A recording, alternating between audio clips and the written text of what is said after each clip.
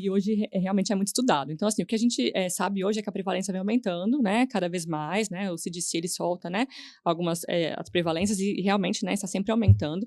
E aí há alguns fatores. O fator principal que a gente acredita realmente é que os critérios diagnósticos com DSM-5, o Manual de Diagnóstico e Estatística de Transtornos Mentais, né, na sua 5ª edição, e depois a edição revisada, tornou os critérios mais abrangentes mesmo, né? Então, hoje é realmente um pouco mais fácil, né, que a gente enquadre, né, o paciente dentro desse transtorno, tá? Então, acho que essa é a grande questão. Mas também, sim, uma maior informação, né, maior conscientização da população com relação ao diagnóstico, né, à suspeita clínica, realmente. Há também outras questões, então, a possibilidade de diagnósticos em adultos, né, que também tem sido mais frequente, agora que a gente consegue fazer diagnóstico também, né, em adultos pelo acesso à informação.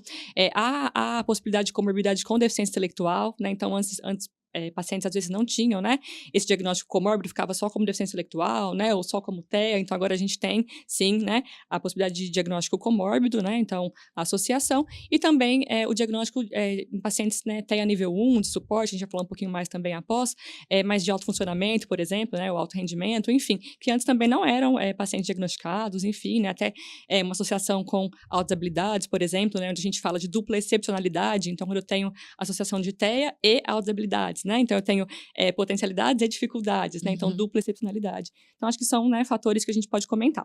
E, claro, né, a gente também entende que há um aumento de fatores ambientais, né? Já que a causa ela é multifatorial, né? Uma associação de fatores genéticos e ambientais. Não tem uma causa única Não tem uma causa única, né? Então, uma criança ter um autismo, não, né? Na verdade, a gente falou um pouquinho do aumento de diagnósticos, né? Primeiro, e agora respondendo a causa de etiologia, sim, né? Uma condição multifatorial, a gente tem essa associação de fatores genéticos e ambientais, sendo o fator genético tendo uma preponderância, realmente, a gente já sabe, né, desse papel genético mesmo para a etiologia, né? E sim, a gente postula, né, diversos fatores ambientais, né? E aí é a grande pergunta mesmo, né? Pergunta de milhões, que são vários fatores estudados, mas ainda bem controversos, né? Com relação a realmente, né, ser um fator de risco, enfim, né? Então, tem alguns fatores de risco, como prematuridade, né? Que já é um pouco mais estabelecido, sim, né? A gente vê bastante também por alterações de conectividade cerebral, né?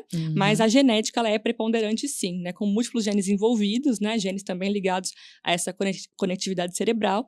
Então, acho que é uma questão, né? Que ainda está... A gente tem muito ainda o que entender, né? Com relação às causas do transtorno do espectro autista.